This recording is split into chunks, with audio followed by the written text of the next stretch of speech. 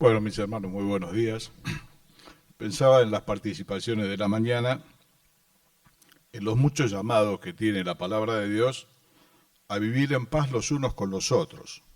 Son abundantes. Yo los hermanos nos referían dos. Pensaba, ¿por qué será tantos llamados de la palabra de Dios a vivir en paz los unos con los otros? Porque Dios conoce nuestra condición, dice la Biblia, se acuerda que somos polvo, sabe de nuestras complicaciones y de nuestras personalidades mejor que nadie, porque Él nos hizo. Y lo mucho que nos cuesta al género humano vivir en paz los unos con los otros, convivir, tanto sea en el hogar como en este caso en la iglesia. Nos cuesta mucho, dadas nuestras personalidades.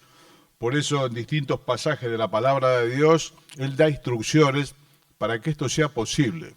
Hoy están en crisis las convivencias, las familias, la gente ya no convive, se desarman las familias, es el problema de personalidad. Dicho así, medio cerrando, hermano, para convivir con otro hay que ser muy generoso. Hay que ser muy generoso. Ninguno busque su propio bien, dice la Escritura, sino el del otro. Hay que sacarse del primer lugar y poner al otro. Y esta es la palabra del cristianismo, el otro. La palabra del mundo es soy yo. Y la palabra del cristianismo es el otro. Es el tema que preocupó al Señor aquella noche que padeció por nosotros, en Juan capítulo 17, orando para que sean uno, como tú, Padre, en mí y yo en ti, que sean uno para que el mundo crea. Y el diablo, que es conocedor de la Biblia y tiene un conocimiento de Dios mayor que el nuestro, sabe dónde golpear. Exacerbar nuestras personalidades, muchas veces naturales, caídas, haciendo muy difícil la convivencia de unos con otros, tanto en el hogar, donde a veces es una guerra, como también en las iglesias. Es muy difícil, somos muchas personas distintas, no tenemos un vínculo de sangre necesariamente entre todos, historias distintas, experiencias con el Señor distintas también, y en medio de todo eso Dios nos llama a convivir los unos con los otros y tener paz los unos con los otros. Vamos a leer un fragmento de la carta a los Efesios, el capítulo 4, que aborda este tema una vez más, porque repito, lo dice muchas veces. Y cuando Dios dice algo muchas veces, por algo lo dice. Lo dice porque realmente nos cuesta, porque somos difíciles, el género humano es difícil, en este tema nos cuesta mucho, así que la enseñanza sobre el tema es abundante. En Efesios 4, verso 1, Pablo escribe esta carta desde la cárcel, preso por predicar el Evangelio, no por otro motivo, y lo vuelca en manera de ruego. Dice, yo pues preso en el Señor, os ruego que andéis como es digno de la vocación con que fuisteis llamados, con toda humildad y mansedumbre, soportándoos con paciencia los unos a los otros en amor, solícitos, preocupados, en guardar la unidad del Espíritu en el vínculo de la paz, un cuerpo y un espíritu, como también habéis sido llamados en una misma esperanza de vuestra vocación, un Señor, una fe, un bautismo, un Dios y Padre de todos, el cual es sobre todos y por todos y en todos. Yo pues, preso en el Señor, os ruego. Es una palabra que Pablo usa más de una vez, ¿no? Dice como si Dios rogase a través de nosotros. Rogar es mucho más que pedir. Un ruego es una súplica. Es un tema importante. Les ruego que andéis como es digno de la vocación con que fuimos llamados. ¿Por qué ruega? Porque él sabe, hermano, de la importancia de este tema y porque nosotros somos el quinto evangelio, como decían nuestros hermanos mayores, que ya la mayoría están con el Señor. Nosotros somos el quinto evangelio. Está el evangelio según Mateo, según Marcos, según Lucas, según Juan, y según cada uno de nosotros, pone tu nombre ahí. Y nosotros somos ese quinto evangelio que cuenta con nuestra vida la gracia de Dios y la misericordia de Dios. La gente no lee la Biblia, lee nuestra vida. Por eso, ¿qué es lo que ruega? Ruega que anden. No dice que hablen. Tenemos que hablar, tenemos que testificar, lo decimos siempre, pero acá el énfasis no está tanto en lo que decimos, sino en la manera que nos conducimos.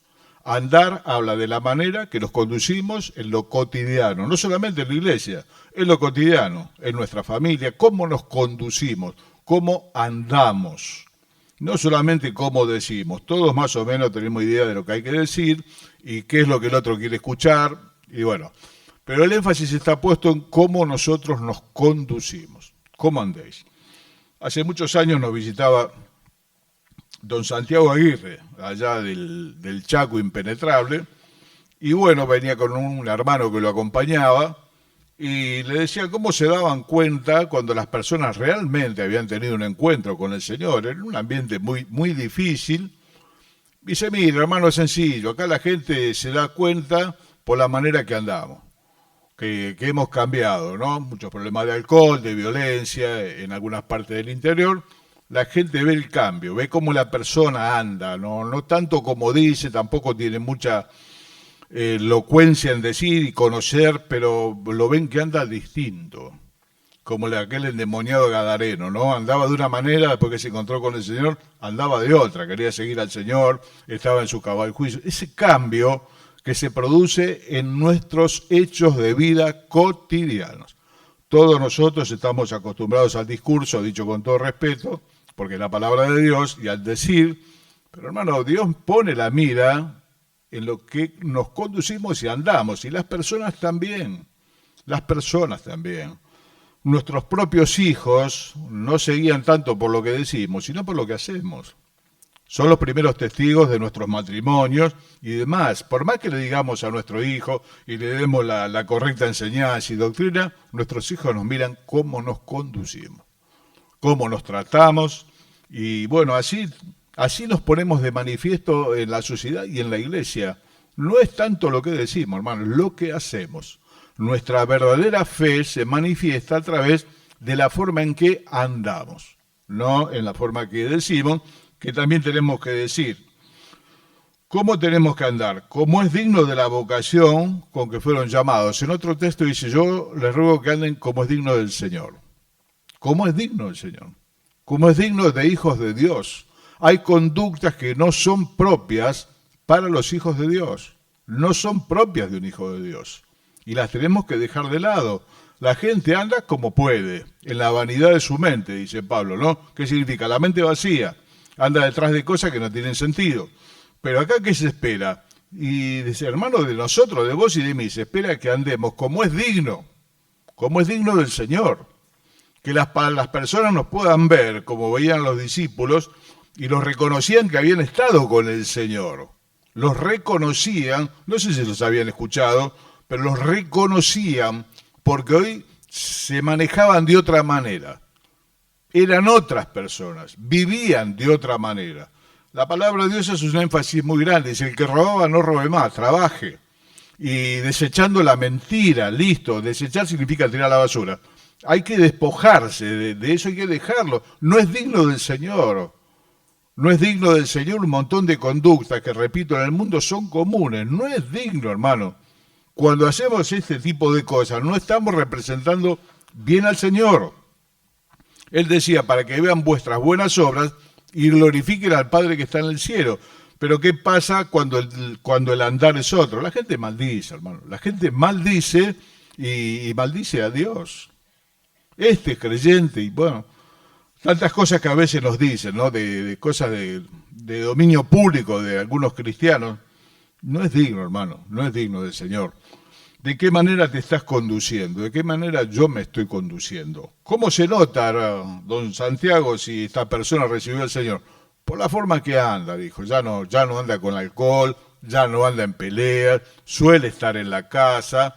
Y como decía él, apareció la frazada y ahora aparecieron cosas que son del orden de vida que Dios pone en una vida cuando la recibe. Cuando Dios recibe una vida que se entrega, está desordenada y vacía. Y Él, como con la tierra, la empieza a poner en orden. Y eso se tiene que reflejar en nuestra manera de vivir, en nuestra familia, en nuestra casa, en nuestro entorno. Hablábamos recién con Fernando, cómo lo interior se refleja en el entorno, en el exterior. Se refleja.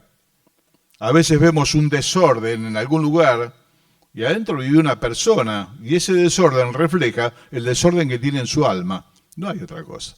Dios comienza a hacer una obra en nosotros que se va a reflejar en la familia, se va a reflejar aún en las paredes de nuestra casa, en la manera que vivimos y, repito, en la manera que nos conducimos. ¿Cómo tenemos que andar? Como es digno del Señor, verso 2, con toda humildad. Esta es una palabra muy bastardeada, como se dice ahora, la palabra humildad. Hermano, la palabra humildad no es la carencia de dinero, es la carencia de orgullo. Es una persona muy humilde. En tal caso será una persona carenciada, necesitará dinero, una vivienda. Es otra cosa. Cuando la Biblia habla de humildad, no habla de la carencia de dinero, habla de la carencia de orgullo. Y ese es un zapato que nos aprieta a todos. Todos tenemos problemas con el orgullo. Hace poco leí una frase, decía, hermano, tenga cuidado con el orgullo, porque el orgullo transformó ángeles en demonios. El orgullo transformó ángeles en demonios. El primero fue el diablo mismo, dijo, yo voy a ser como Dios, voy a poner mi trono en las estrellas, y unos cuantos lo siguieron, la tercera parte de los ángeles lo siguió. ¿Qué fue? Fue orgullo. En un pasaje bíblico se habla de que no sea un neófito aquel que tiene una responsabilidad en la casa de Dios para que no caiga en la condenación del diablo. El diablo perdió por orgulloso. El diablo perdió por tonto. Así como suena. Con toda la sabiduría, dice que es más sabio que el profeta Daniel, cometió un error garrafal. Pensar que era más de lo que era. Era un ser hermoso cuando Dios lo creó y se corrompió a causa de su hermosura. ¿Y qué fue el problema? Pensó que era más de lo que era. Que él podía ser como Dios. No, él es criatura, no es como Dios. Y este tipo de cosas viven en nosotros, el tener un concepto de nosotros mismos a veces equivocado. Se lo llama en la Biblia pensar con cordura. Dice, nadie tenga más alto concepto, es decir, que el que debe tener. Piense de sí con cordura. A veces nos calificamos de una manera y caemos como cayó el diablo, hermano. El orgullo rompe matrimonios, el orgullo rompe amistades, el orgullo rompe vínculos fraternales. Es ese ego, es ese egoísmo exacerbado que a mí no me va a decir porque usted no sabe quién soy yo. Y en realidad lo que somos, hermano, nosotros somos vasijas de barro. Así se define el apóstol Pablo. Dice, tenemos este tesoro en vasos de barro, para que la excelencia del poder sea de Dios, no de nosotros.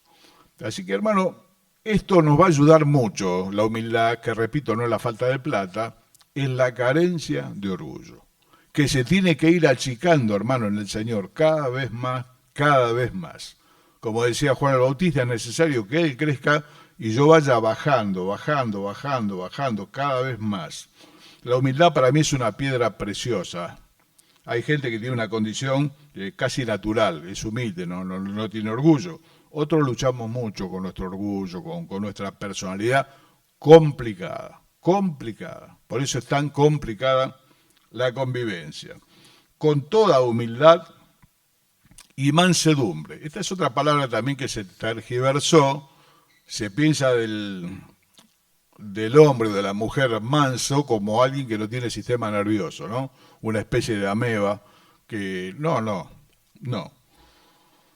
Se hace una referencia a un manso en el Antiguo Testamento que fue Moisés. Dice que no había ninguno tan manso como él. Sin embargo, tenía carácter y vaya si tenía carácter Moisés. Fue un hombre que cuando lo basurearon a él lo personal, lo pasó por alto. Pero cuando basurió el pueblo la gloria de Dios, no lo pasó por alto. Esos ídolos de oro que habían hecho los limó y se los hizo tomar. Y mandó a matar a más de uno en cumplimiento del deber, porque la ley decía que el que hace tal o cual cosa había que matarlo. Tenía carácter Moisés, pero cuando tenía mucho que ver con la gloria de Dios. En lo personal, él aguantó la crítica de sus propios hermanos y no se defendió, hermano. El manso no se defiende y el humilde no se ofende. El humilde no se ofende y el manso no se defiende. ¿Por qué? Porque tiene quien le defienda, y obviamente es el Señor que está en nosotros, con nosotros y por nosotros también. Lo leímos recién. La gente que se ofende con mucha facilidad Bueno, ahí tenemos una materia pendiente. Hay que bajar el perfil, como se dice ahora, ¿no? Bajar el perfil. Dios se acuerda que somos polvo. Ninguno tenga un concepto de sí más alto que el que debe tener, porque esto trae problemas. Le trajo problema al diablo y a una cantidad de ángeles que le siguieron, que pensaron lo mismo y todos cayeron por tonto. Lo vuelvo a decir, porque pensaron más de sí de lo que realmente eran. Más de una vez habré contado de aquel hombre que gastó toda su fortuna en el trabajo con los niños. Cuando se le terminó el dinero, le fue a pedir, creyente, le fue a pedir a algunos amigos de dinero si podían colaborar. Y uno se ofendió mucho y le pegó un cachetazo. Le dijo, bueno, esto es para mí, para los chicos que me podés dar. La actitud humilde, hermano, es esa, ¿no? Bueno, cachetazo era para mí, pero para los chicos, ¿qué me podés dar? Hermano, nosotros por mucho menos, si nos pisan el zapato en el colectivo, ya nos ponemos mal. ¿Eso qué significa? Que delante de Dios, hermano, tenemos que trabajar bastante. Y muchas veces Dios pasa quebrantos por nuestra vida, buscando romper todo eso que nos hace tanto mal. Hay gente que es prisionera de su orgullo, y te repito, por eso pierde su matrimonio, pierde su familia, porque él no se va a volver atrás, por un montón de frases que no tienen sentido en la vida espiritual. Por un lado, entonces, la humildad y por otro lado, la mansedumbre. ¿Qué es la mansedumbre entonces? No es la ausencia del sistema nervioso, sino el sistema nervioso perfectamente controlado por la voluntad de Dios. Fuera de Moisés, obviamente, el otro que era realmente manso es el Señor. Aprendan de mí, dijo el Señor. Soy manso y humilde de corazón y van a encontrar descanso para el alma. Cuando no somos humildes y mansos, se vive en una turbulencia terrible, ¿no? Somos como un puercoespín, no hay de dónde agarrarlo porque es una persona difícil. Es una persona difícil. Aprenda de mí, que soy manso y humilde de corazón. Ahora, bueno, también, del Señor, tenía carácter, tenía mucho carácter el Señor. Lo tenía totalmente controlado por la voluntad del Padre, que es lo que nos debiera pasar a nosotros también. Hay un carácter, hay una reacción, tenemos sistema nervioso. El Señor se dejó atar. En el huerto de Getsemaní dice que lo ataron, le ataron las manos. Se dejó atar, se dejó escupir. Todas las cosas que nosotros sabemos. Pero cuando vio que el templo, la casa del Padre, lo habían transformado en un mercado de divisas, se enojó mucho. Dice que agarró unas cuantas cuerdas, le volcó la mesa a los cambistas, algunos se habrán llevado un buen sogazo por el lomo también. Y dice, pero ¿es Jesús? Sí, es Jesús. Se enojó tanto como se enojó Moisés cuando le limó el becerro de oro y se los hizo tomar con agua. Porque tienen carácter, pero tienen el carácter, se le pone de manifiesto si lo que está bastardeándose es la gloria de Dios. En lo personal, soportan. No había un hombre tan manso como Moisés. Soportó y obviamente el Señor, que como se nos dijo esta mañana, nos ha dejado ejemplo para que sigamos sus pisadas. Hermanos, tenemos que trabajar delante de Dios. Señor, trabaja en mi corazón. Con este orgullo que me hace arruinar tantas cosas. Yo no me voy a volver, yo no le voy a pedir perdón. Va a tener que venir él o ella a pedirme perdón. Te vas a quedar solo. Ayer me habían invitado a una iglesia por acá, por Pacheco, y el tema era el individualismo, ¿no? El individualismo, que es la exacerbación del egoísmo, tiene un resultado final, soledad. Soledad. Cada vez hay más gente sola. La gente no convive, en Capital 50%, lo dije varias veces, no está conviviendo, no está con otra persona, porque lo difícil es convivir. Entonces, ¿cómo termina todo este orgullo, toda esta cosa? En soledad.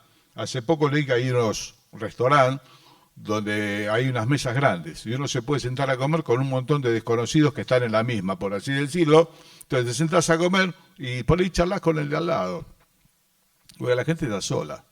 Entonces abundan la mascota de compañía y todo ese tipo de cosas. El verbo de los hijos de Dios es dar. Se necesitan dadores de cualquier grupo y factor. Así se pedía por televisión hace 1000 años atrás. Se necesitan dadores. ¿Qué se necesita en la sociedad? Dadores. ¿Quiénes son esos dadores? Somos los cristianos, hermanos, los dadores. El Señor anduvo haciendo bienes, dando. Hay mucha mano pidiendo. ¿Qué hacen falta? Dadores. Con humildad y mansedumbre, soportándoos con paciencia los unos a los otros. En toda convivencia, hermano, hay mucho por aguantar. Mucho por aguantar. Lo que ya llevamos unos cuantos años de casado, alguna idea de esto tenemos. De aguantarnos los unos a los otros. Mi esposa me ha soportado y me soporta bastante a mí, y a mí me toca una buena parte también, porque así es el matrimonio y así es la convivencia. Hay que soportar. Hoy las personas no quieren aguantar. Yo esto no lo voy a soportar.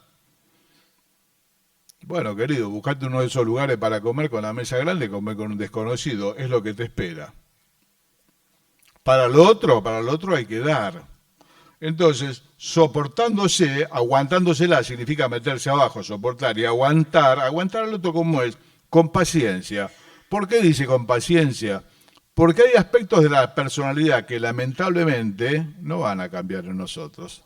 Y lo único que nos queda es aprender a convivir con ellos. Problemas que tiene el otro, que puede ser la esposa, el esposo, sería ideal, pero tal vez no lo pueda cambiar nunca y habrá que convivir con eso. Como el Señor convive con nosotros a pesar de. Es convivir a pesar de lo que es el otro. Para eso está el amor. ¿Soportar cuánto? Con paciencia. ¿Cuándo va a cambiar? No sé, yo he charlado con un montón de matrimonios en la charla pastoral, ¿no? ¿Y cuándo va a cambiar ella? ¿Cuándo va a cambiar él? No te quiero desanimar, capaz que nunca. Es muy difícil cambiar algunos aspectos de la personalidad. Por la gracia de Dios, todo debiera ser posible. Pablo decía, todo lo puedo en Cristo que me fortalece. Sí, pero la realidad es que nos cuesta mucho y algunas cosas tal vez no cambien nunca.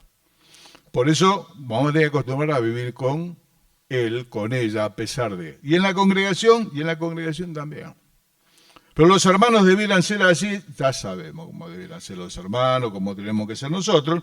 La realidad es que muchas veces no lo alcanzamos y habrá que convivir a pesar de, porque es la voluntad de Dios para con nosotros en Cristo Jesús. No hay más explicaciones para dar. ¿Por qué? Porque es la voluntad de Dios para nosotros en Cristo Jesús. Para el matrimonio, para la familia, para la iglesia. ¿Por qué hay que hacerlo? Porque Él lo dice, hermano. Porque Él habita en medio nuestro.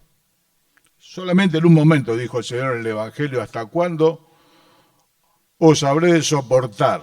¿Hasta cuándo? Complicados los apóstoles, complicadísimo. Tenía una mesa muy variada, muy heterogénea, donde había un cobrador de impuestos, había uno que era un celote, que era una especie de subversivo. Tantas personas difíciles. Y el Señor, hermano, convivió con ellos 3 años.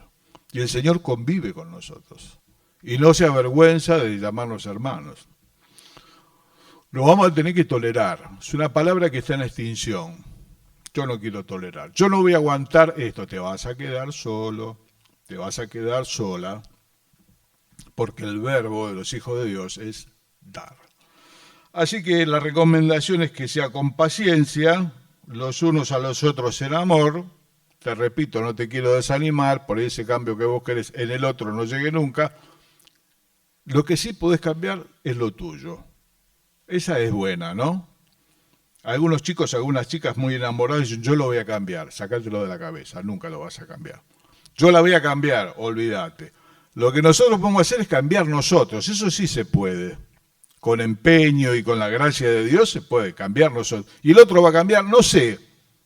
Lo que sí sé es que yo, en la gracia de Dios, puedo yo cambiar y eso mejoraría mucho las cosas. Mi manera de verlo y todo. Entonces, se nos llama a hacer esto, obviamente, en amor. No hay otra manera de hacerlo, esto se hace por amor, no hay otra cosa, porque nos amó y ese fue el motor para que el Señor venga y ese es el motor para que hagamos lo que tenemos que hacer y vivamos en esta unidad maravillosa. Solícitos, dispuestos a guardar la unidad del Espíritu en el vínculo de la paz. Hermanos, todos nosotros tenemos que trabajar por esto. Es una tarea de todos. Guardar la unidad. La unidad la ha hecho el Espíritu Santo. Nosotros lo que nos toca es guardarla, cuidarla. No ser desaprensivos. No dejar cosas tiradas, ¿no? Alguna vez visité Bariloche con los chicos y Laura. No te dejan tirar una tapita en el piso porque todo eso puede reflejar el sol, puede haber un incendio forestal. Hay un montón de recomendaciones para caminar. No sea descuidado, no deje las cosas tiradas, un montón de cosas. Hermano, en la iglesia pasa lo mismo. No dejes nada tirado. Cuando haya problemas, y lo que hay que hacer es solucionarlo antes que el problema escale, se haga más grande. Hoy, por la gracia de Dios, vivimos en paz los unos con los otros, bendito sea el Señor. Pero todos nosotros tenemos que cuidar el resultado que Dios nos ha dado, porque mucho depende de nosotros. No sé si el otro va a cambiar. Sí sé que en el Señor yo puedo cambiar y colaborar a que esto sea posible, porque esto trae que el mundo crea, esto trae que Dios se agrade de nosotros, esto trae que Dios envíe bendición y vida eterna. Y el diablo sabe bien dónde golpear y dónde tocar. Convenció a un montón de ángeles, se convirtieron en demonios. Y los ángeles tienen una sabiduría mayor que la nuestra. Por tanto, vuelvo a decir, por tal le pasó por tontos, por pensar que ellos podían ser más de lo que eran. Cuando uno tiene un concepto de sí con cordura, las cosas son más sencillas. Hermanos míos, queridos, amados, todos trabajemos. Cuando veas que hay algunos hermanos que están medio peleados, si no querés interceder vos, bueno, vení y decirlo a los pastores. Hay que apagar ese fueguito enseguida. Cuando el pueblo salía a la guerra, el pueblo de Israel tenía que llevar varias cosas, no se podía ir a hacer las compras. Llevaban todas las cosas como un ejército, se provee de todas las cosas. Y dice, bueno, entre todas las cosas vas a llevar una estaca. ¿Para qué la estaca? Como no había baño, tampoco había baños públicos, había que hacer las necesidades en algún lugar, ¿no? Nosotros teníamos los yuyos, en el desierto muchos yuyos no hay, nosotros acá tenemos yuyos para ir, andá los yuyos. Entonces había que llevar una estaca, ¿para qué? Para hacer como una palita y enterrar lo que hiciste y taparlo bien. ¿Por qué? Porque Dios camina en medio de vuestro campamento. Entonces cuando alguno hace alguna caquita, ¿no? Por decirlo así, lo que hay que hacer es limpiarlo, solucionarlo en el momento. Es un detalle, ¿no? Llevamos las armas, un montón de cosas, las provisiones. Llévense la palita también. Y cuando se mandan alguna, ahí lo entierran, porque Dios se pasea en medio del campamento. El campamento hay que ser santo. Hermano, Dios se pasea en medio de este campamento. Obviamente que nadie se caca en la cerámica, me entenderás de qué estoy hablando, que no es un problema de caca, es un problema de mala actitud, actitud destemplada, malas contestaciones, todo ese tipo de cosas que llevamos en nuestra naturaleza que contaminan más que la caca. Porque la caca se seca o se barre y lo otro queda clavado en un corazón lastimado, un vínculo que se rompió, y así, hermano, se va debilitando el pueblo de Dios. Se va debilitando el pueblo de Dios. Alguien que no escribió en la Biblia, obviamente dijo divide y reinarás. El diablo lo sabe bien, va a ir a buscar tu lado flaco, va a venir a buscar el lado flaco mío, y ahí se empieza a resquebrajar la unidad del Espíritu en el vínculo de la paz. Amado mío, cada uno mire por sí mismo, cada uno mire cómo sobreedifica. Solemos esperar mucho del otro. Voy a cambiar cuando él cambie, yo voy a cambiar cuando ella cambie. Posiblemente no cambie nunca, así que empecemos a trabajar en cada uno de nosotros. Yo tengo bastante por hacer. Lamentablemente no soy humilde por naturaleza. Hay gente que lo es por naturaleza, una persona humilde, no que no tiene plata, es carente de orgullo. Y cuando es así se sufre bastante, lo digo por experiencia propia, se sufre bastante. Y Dios a veces permite situaciones que nos quebrantan, que nos humillan, porque tiene que terminar con toda esa porquería, porque nos va a terminar matando a nosotros. Así que bueno, vamos a tener un momentito para orar, para mirar para adentro, no al costado, hay que mirar para adentro. Fíjate si tenés la palita entre las cosas que llevas por la vida, porque es necesaria, solucionando todo el tiempo, porque esto es un organismo, no es una organización, es un organismo. La iglesia es un organismo vivo, se mueve, va mutando, va cambiando. ¿Cómo está? Hoy, por la gracia de Dios, bien, de acá a 15 días no sabemos, puede haber que alguna caquita importante que nos trastornó la vida a todos. Oramos.